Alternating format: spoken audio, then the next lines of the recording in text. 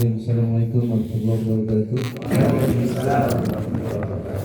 Alhamdulillahi arsala rasulahu bil huda wa dinil haqq liyudhhirahu 'ala ad-dini kullihi wa kafaa billahi shahidan. Ya, ini sebenarnya bukan tafsir, hanya tambahkan tadi sedikit. Kan jadwal saya nanti pada subuh ya, Pak. Betul. Terkait dengan Al-Quran, mari sama-sama saya mengajak saya pribadi dan jamaah yang ada di sini, jadikan kita menjadi ahli Quran. Ahli Quran atau ahli Quran itu seperti apa? Yaitu orang membaca Al-Quran, dia mentadaburi dan dia mengamalkan. Jadi seorang menghafal Quran belum termasuk Al-Quran, walaupun dia hafal 3 juz belum begitu. Tapi kalau dia menghafal, dia mentadaburi dan mengamalkan, itu baru Al-Quran. Dan ulama qiraah mengatakan itu nur di atas nur. Jadi para sahabat pun dulu seperti itu. Para sahabat dulu menghafal 10 ayat, hanya 10 ayat. Kemudian mengamalkan, benar-benar mengamalkan, mentadaburi dulu baru mengamalkan. Setelah benar-benar diamalkan 10 ayat itu baru tambah lagi 10 ayat. Jadi 10 ayat ditadaburi dan diamalkan. Itulah Al-Quran. Jadi kita membaca ya, yang terpenting mentadaburi mengamalkan, itulah Al-Quran. Keluarga Quran, masya Allah. Jadi tidak cukup hanya menghafal aja tanpa mentadaburi ataupun mengamalkan. Kalau lebih afdal lagi ya luar biasa. Kata ulama qiraah ya nur di atas nur, cahaya dari cahaya, menghafal, mentadaburi dan mengamalkan ya, masya Allah ya. Semoga kita semua dimampukan ya untuk itu ya.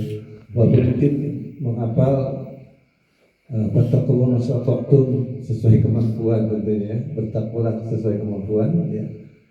Jadi kita mencoba untuk menghafal berapa ayat-ayat itu berapa juz saja ya.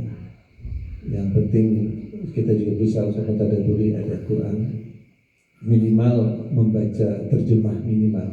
Syukur-syukur bisa membaca tafsirnya ya, tafsir Quran, dan utamanya lagi adalah mengamalkan Quran. Ini sangat penting. Dan kebanyakan dari kita termasuk saya pribadi mungkin selama ini membaca Quran hanya terbatas mendapatkan pahala saja. Jadi satu niat. Ulama qiraah yang memegang Quran, ketika kita yang membaca Quran, niatkanlah sebanyak-banyaknya. Makanya harus sebanyak 10-20 niat. Itu innama a'malu binniyat. Sesungguhnya amal itu tidak niat. Jadi besarnya amal itu tergantung niat. Kalau kita berniat membaca Quran hanya untuk mendapat pahala, ya pahala tok kita. Tetapi kalau niat kita lain, ya namanya dalam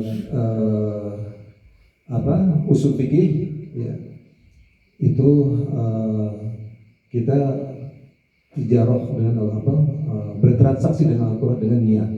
Jadi kita membaca Quran pertama untuk mendapatkan pahala, kita niatkan dua, mudah-mudahan kita membaca Quran hati menjadi tenang, seperti yang sudah disampaikan oleh Ustaz Ulul.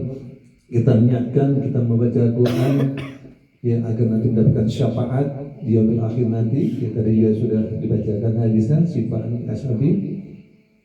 Kita niat baca Quran ya, agar memudahkan kita untuk menghafal ya. Apa niat yang terbaik-baik aja kita niatkan ketika kita mulai membaca Al-Quran. Hendaknya kita niat sebanyak mungkin, tidak mendapatkan pahala saja ya, tapi ya niat itu sebanyak mungkin. Jadi ya insya Allah ketika niat itu kita biasakan, maka kita akan mendapatkan pahala itu. Jadi semua amal itu tergantung niat. Innama amalu binniyat. Begitu juga mungkin ketika kita sholat sunnah di masjid, ketika kita baru datang ke masjid, kita hanya niat tahiyatul masjid saja, ya dapatnya tahiyatul masjid saja. Tetapi ketika kita niat ke masjid, masuk ke masjid, niat tahiyatul masjid, niat sholat wudu, di situ ada wudu, sholat wudu seperti Bilal, ya. Kita akan mendapatkan ya, apalagi ditambah kalau ada qobliyah, ya. Dan qobliyah zuhur ya, atau qobliyah subuh dan seterusnya. Sekaligus kita niatkan niat tahiyatul masjid, niat qobliyah subuh dan niat wudhu. Maka kita akan mendapatkan 3 pahala, 3 amalan. Kita bertransaksi kepada Allah Jalla. Begitu juga ketika kita saum, ya saum sunnah. Ketika saum sunnah kayak kemarin saum sunnah Yaumil Bid hari Rabu ya. Hari Rabu berketepatan Yaumil Bid, terus dilanjut Kamis ya, Yaumil Bid Kamis. Nah itu kan ada ya, puasa Senin Kamis dan sekaligus Yaumil Bid bertanggal 14. Ya, kita niatkan kita puasa untuk Yaumil 14 sekaligus saum untuk hari Kamis. Apalagi kalau nanti Syawal ya, tahun yang kemarin Syawal ya, kita dapat 3 niat itu ya. Puasa Syawal, ketika Syawal itu masuk ke jatuh ke Yaumil Bid atau Kamis atau Senin Kamis, maka kita akan mendapatkan. Jadi lagi-lagi inama amal niat itu sangat perlu dalam kaidah fikih ya. Kita bertransaksi semua kebaikan itu tergantung niatnya. Jadi saya menambahkan, mungkin Ustaz Sabiano bisa menambahkan kata. Bismillahirrahmanirrahim. Assalamualaikum warahmatullahi wabarakatuh. Alhamdulillahirabbil alamin. Alhamdulillahillazi anzala ala abdihi kitaba wa lam yaj'al lahu iwaja. Asyhadu an la ilaha illallah wahdahu la syarika lah wa asyhadu anna Muhammadan abduhu wa rasuluhu la nabiyya ba'dah. Alhamdulillah, segala puji bagi Allah senantiasa tak bosan-bosan kita curahkan atas limpahan nikmat yang sangat banyak, yang dengan nikmat tersebut ya sampai hari ini kita masih bisa beribadah, bisa beramal, dan alhamdulillah kita bisa berkumpul silaturahim dan saling bertatap muka dengan kita semua hamba-hamba Allah. Mudah-mudahan pertemuan kita semua diberkahi Allah Subhanahu wa taala. Amin ya rabbal. Salawat taslim tak lupa juga senantiasa tak bosan-bosannya kita curahkan pada baginda Nabi besar Muhammad sallallahu alaihi wasallam. Semoga tercurah bagi keluarga sahabat umatnya dan mudah-mudahan kita semua mendapatkan syafaatul uzma. Amin ya rabbal alamin.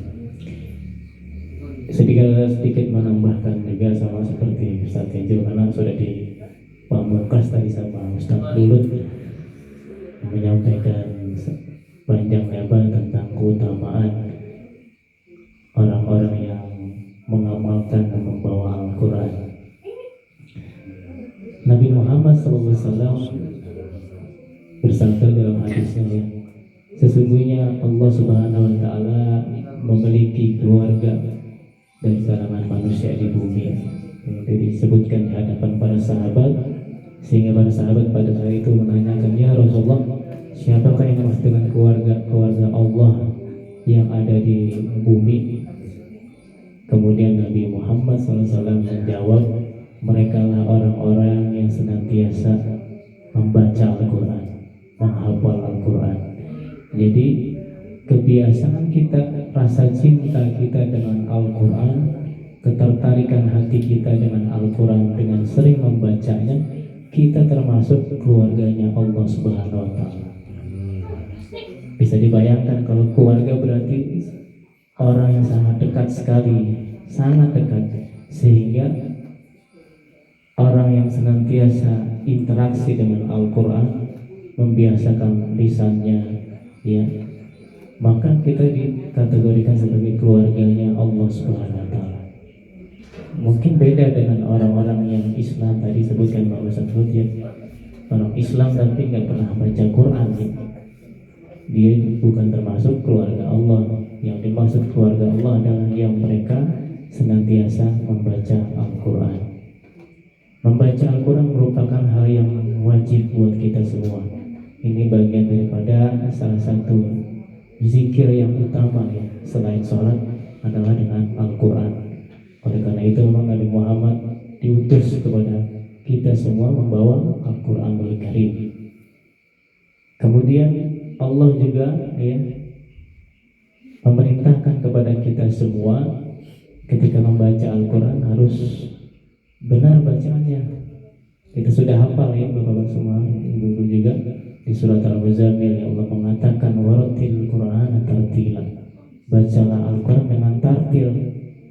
Ini adalah perintah Allah sendiri, Sang Pencipta kita ya. Allah menciptakan kita, memberikan nikmat karunia. Allah mewanti-wanti kepada hambanya semua ketika berhadapan dengan Al-Quran, maka hal yang utama adalah membaca dengan tartil. Sebab apa nanti? Kalau bacaannya nggak tartil akan berubah dan banyak kesalahan. Sehingga kata para ulama, apa sih maksud dengan tartil? Adalah menghidupkan setiap makhraj hurufnya.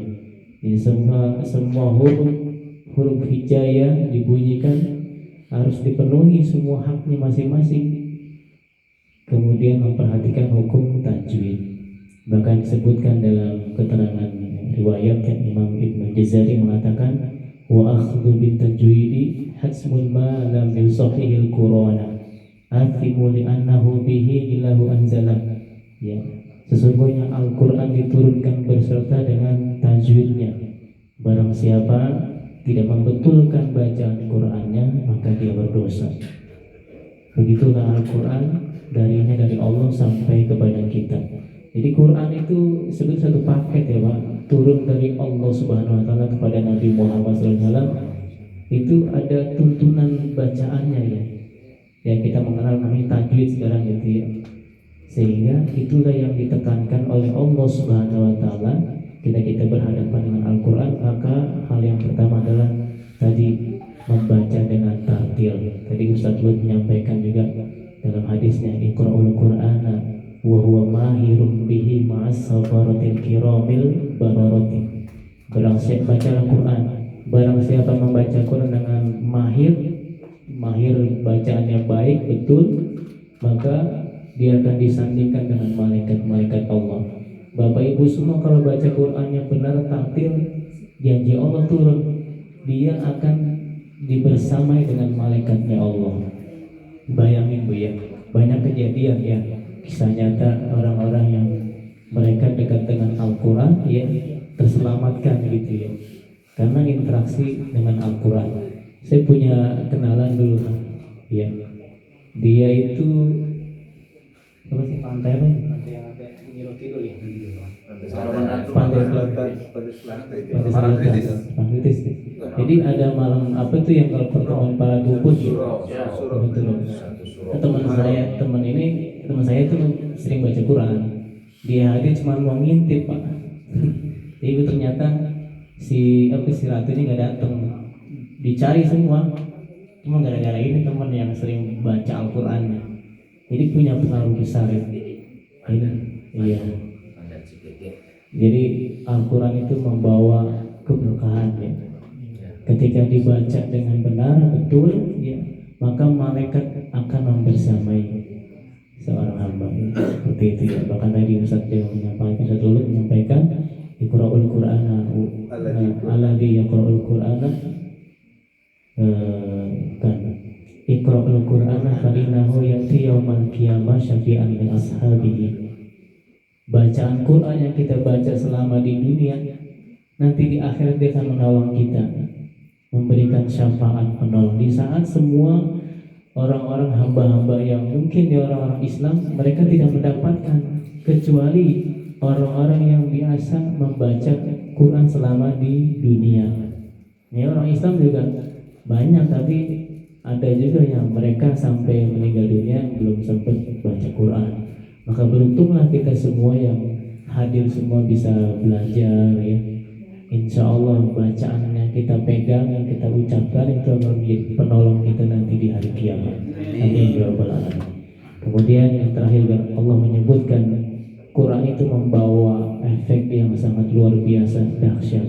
Allah menyebutkan wa nunazzilu minal Qur'ani ma huwa syifaa wa rahmatul lil mu'minin. Tidaklah kuturunkan Al-Quran melainkan kecuali obat asyifa, penawar hati, untuk mengobati hati. Ulama mengatakan ada dua ya. Asyifa Al-Quran itu bisa mengobati penyakit medis dan juga penyakit yang ada dalam hati manusia, penyakit sombong, ujub, takabur ya. itu bisa hilang dengan kita sering membaca Al-Quran. Hati semakin lembut, ya, semakin merendah, ya. Semua penyakit-penyakit kesombongan akan hilang kalau sering membaca Al-Quran. Itu janji Allah. Yang pertama tadi juga bisa mengobati penyakit-penyakit medis. Ibu bapak mesti yakin bahwa Quran yang kita baca Allah sudah memberikan stempel bahwa itu jadi obat, maka itu juga bisa kita pergunakan apabila anggota keluarga kita ada yang sakit. Kebetulan saya dulunya sebenarnya praktisi ruqyah ya Bu Bapak. Saya banyak pengalaman, jadi memang saya merasakan Quran itu kalau dibacakan di air luar biasa. Karena mungkin Bapak Ibu belum pernah mencoba, tapi kalau coba luar biasa ya. Jadi bacaan Al-Fatihah saja kalau kita bacakan di air putih ya, untuk orang-orang yang mohon izin yang ada misalkan kesurupan lagi, itu bisa langsung dimuntahkan ya. Dan juga bisa menyembuhkan semua penyakit panas dan semuanya ya. Karena Allah mengatakan wa nunazzilu minal Qur'ani ma huwa shifaa wa rahmatul lil mu'minin. Sihir juga seperti itu. Memang dibahas panjang ya. Kalau bahas sendiri. Mungkin itu Bapak Ibu sekalian dirahmati Allah Subhanahu wa taala. Mari sama-sama kita semangat terus, karena apa yang kita pelajari ini adalah satu jalan yang Allah sangat cinta. Allah mencintai hambanya yang dia sibuk belajar dan membaca Al-Quran. Kalau Allah sudah cinta kepada seorang hamba, maka semua keberkahan Allah akan turunkan kepada mereka semua ya. Sehingga dengan kita baca Quran sama-sama, saya mengingatkan, ayo kita belajar ya. Dengan belajar mudah-mudahan bacaan kita semakin baik dan benar, dan bacaan kita memiliki tadi pengaruh yang sangat besar. Karena kalau bacaan sesuai tajwid, dia punya ada aura ya, Pak. Ada bacaan itu dibunyikan dengan tajwid, panjang pendeknya, idghamnya, makhrajnya semua, itu pasti yang mendengarkan ada getaran itu. Itulah mukjizat Al-Quran ya. Mau dia anak kecil, dewasa, orang tua, kalau bacanya baik pasti yang mendengarkan akan terasa gitu aura keberkahan dari Al-Quran. Tapi kalau bacaan Quran kita nggak pakai tajwid ya, nggak sesuai apa yang diperintahkan oleh Allah Subhanahu wa taala, itu biasanya kedengarannya biasa aja. Maka jadilah Quran, jadilah kita sebagai hamba Allah yang mencintai Al-Quran, senantiasa kita interaksi dengan Al-Quran. Terakhir, ulama mengatakan bahwa 2 hari saja tidak membaca Quran itu dikategorikan sebagai orang yang meninggalkan Al-Quran. Begitu ya Bro. Karena sementara ada juga orang-orang Muslim yang baca Qurannya hari Jumat doang gitu ya, ada yang Ramadan doang gitu ya. Ada sih. Tapi kata ulama ya, 2 hari saja kita nggak baca Quran itu sama saja kita meninggalkan Al-Quran. Nanti kita harus baca tuh Pak ya, sampai akhir hayat kita, selama kita masih diberikan nikmat, baca terus ya, baca terus. Mungkin itu yang bisa disampaikan. Kurang lebihnya saya mohon maaf, kalau ada kesalahan saya bertobat pada Allah. Astagfirullahaladzim wa atubu ilaih. Demikian, assalamualaikum warahmatullahi wabarakatuh. Waalaikumsalam warahmatullahi wabarakatuh. Baik, terima kasih. Alhamdulillah kita dapat tambahan tausiah dari Ustaz Tejo, dari Ustaz Samiono. Semoga tausiah ini bisa membuat kita semakin semangat istiqomah untuk belajar, membaca dan mengamalkan Al-Quran, dan tetap semangat bapak-bapak untuk bisa hadir ke Tasik. Nah, ini kita juga secara tidak sengaja hadir juga 3 generasi penerus di Komplek Denamun ya. Ada Mas Dava, ada Mas Tori, ya, ada Mas Nabil. Mudah-mudahan nanti bisa gabung Tasik juga ya. Pak, setuju Ibu? Setuju. Jadi mudah-mudahan bisa lebih ramai lagi, karena ya mau nggak mau nanti harus ada regenerasi untuk bisa memakmurkan masjid dan bisa memakmurkan kompleks. Salah satunya juga untuk bisa meramaikan kompleks dan masjid dengan membaca Al-Quran dan mengamalkan Al-Quran dan mewarnai Al-Quran di kompleks dan apa. Mungkin karena sudah akikahnya sudah ada tausiah, apa sih? Biar hangat dulu kan jam 8.